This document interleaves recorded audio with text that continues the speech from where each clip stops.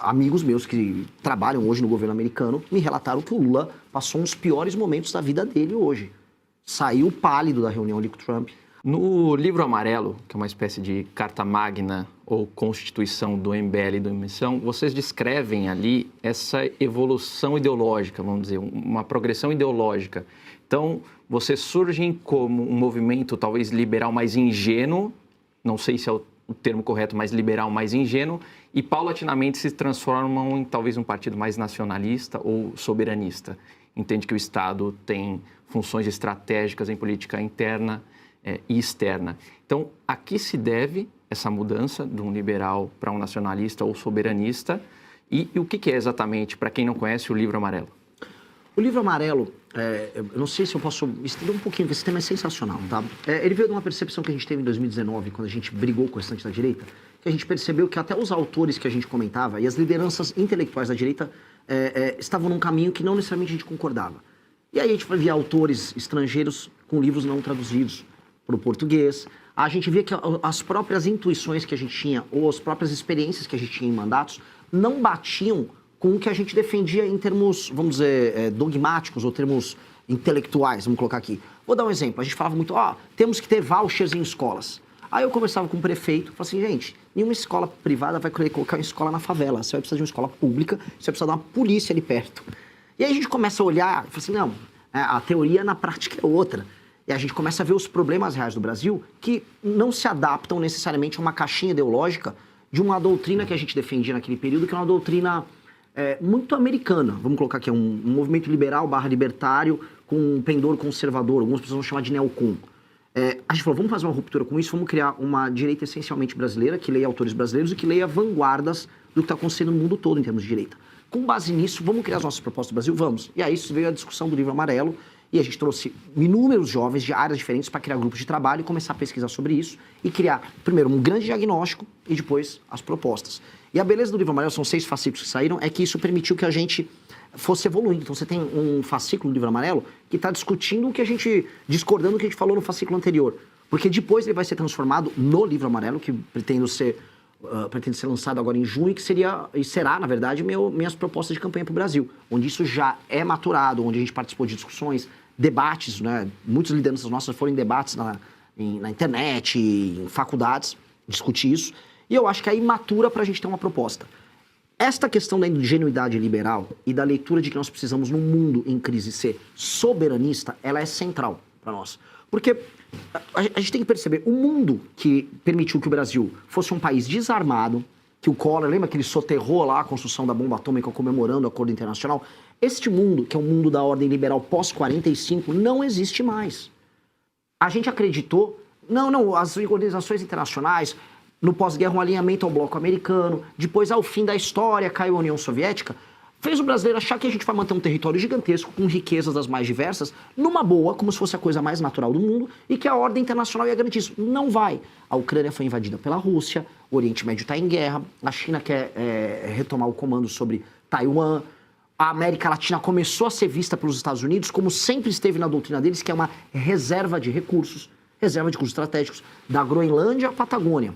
E aí a própria China começou também a colocar, vamos dizer, suas asinhas de fora, e hoje a gente vive uma nova Guerra Fria, com polos, com focos muito quentes de guerra em todo o mundo. O Brasil, neste mundo, está desprotegido. E questões econômicas vão se mesclar com questões políticas.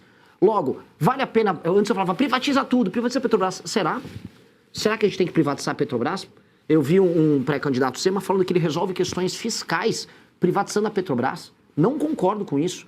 O mundo que fala em terras raras, está falando em petróleo, com os Estados Unidos gerando guerra, que faz preço e pressão inflacionária nos adversários dele na área do petróleo, porque petróleo gera pressão inflacionária, no mundo desses ter e controlar suas próprias reservas de petróleo e ter as suas operações de refino, faz sentido, porque não é mais o mundo das fronteiras abertas do mundo pós-45, é um mundo cada vez mais em guerra. Então a economia e a política andam juntos. Então certa ingenuidade que a gente tinha, tem que ser colocada para trás. Até porque o primeiro a abandonar a ingenuidade, só para avisar todo mundo, são os Estados Unidos. Os Estados Unidos, o governo americano comprou agora com o Trump 10% da empresa americana de terras raras que comprou a mina lá em Goiás. Então, assim, eles mesmos se adaptam a esse jogo.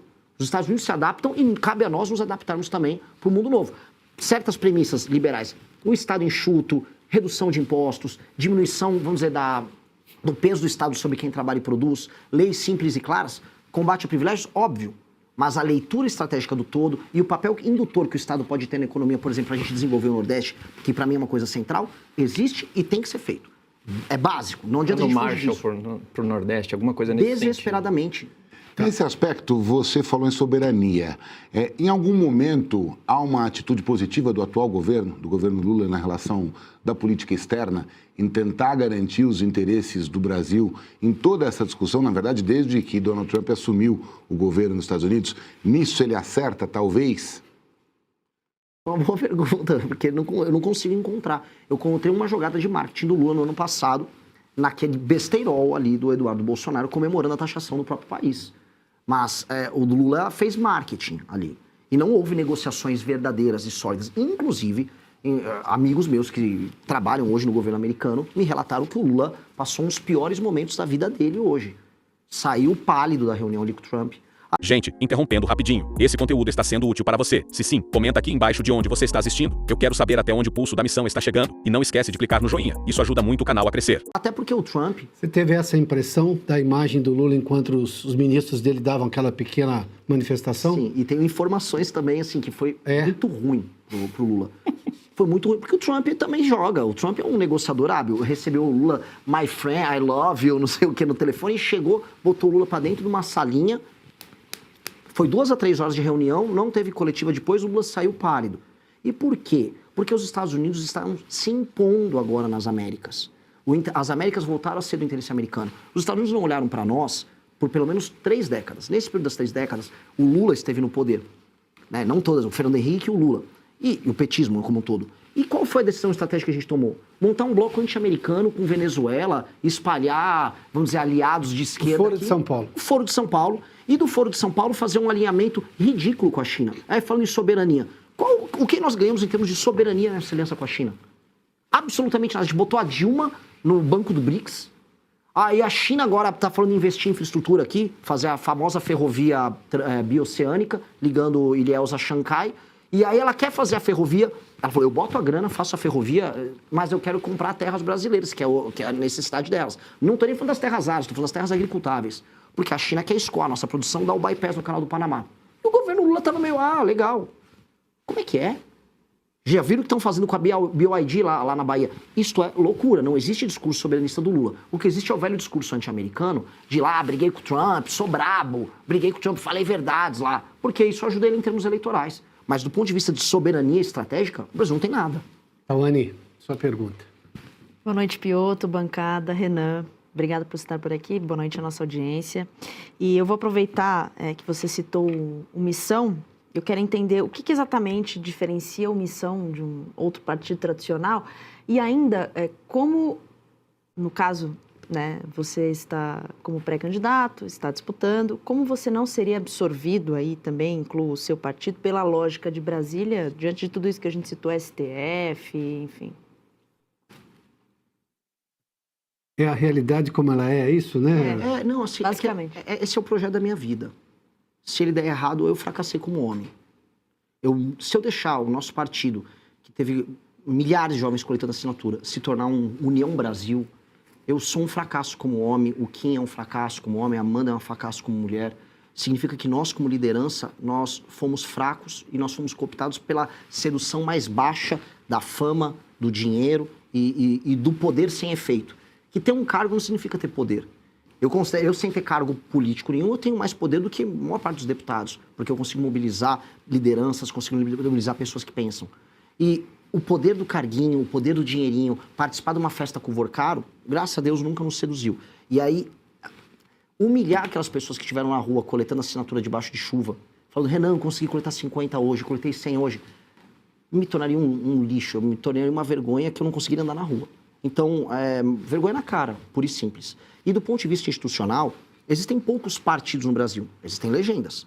Eu falar que o PSD do Kassab, que em alguns lugares é à direita, em outros lugares é à esquerda, e nos outros, na maior parte dos lugares não é nada, aqui não é um partido, é uma legenda que ocupa uma função cartorial de permitir que pessoas concorram em eleições. Partido que tem programa, nós, Partido Missão, PT tem programa, o PSOL tem programa, eu poderia citar aqueles nanicos, o PSTU, que é trotskista, etc., mas meio que não conta. Talvez o Novo tenha um programa, ou construo um programa, está na hora de construir, e os demais são legendas. Eu não consigo ver outros que têm um programa. Claro, um dia havia os verdes, né? O Partido Verde se propunha a ser uma coisa que na Europa tinha, que era o partido... Mas hoje é só uma linha auxiliar do PT mesmo. Então, na prática, assim, ao ter um programa e ao topar perder pelo seu programa. Porque assim, ó, a gente tem que entender como é que é a cabeça do nosso adversário direto, que é o petismo. O petismo topa perder pelas suas teses. O petismo, raramente você vai ver ele abandonar suas teses centrais só para vencer uma eleição. Mas vale lembrar que o Randolph foi já líder dos caras pintadas na era Collor, né? Foi o... Lindbergh. O Lindenberg. Mas ele não é o fundador do PT, né? Sim, mas os tempos, a máquina gira, né? Como manter em pé essa ideologia toda é a questão. Vamos manter esse debate para o Como segundo não, bloco? será? Posso fazer? Vamos fazer um rápido intervalo, a gente volta em instantes. Nosso convidado especial hoje é o candidato, melhor, pré-candidato pela eleição, Renan Santos. A gente faz um intervalo brevíssimo e voltamos na sequência.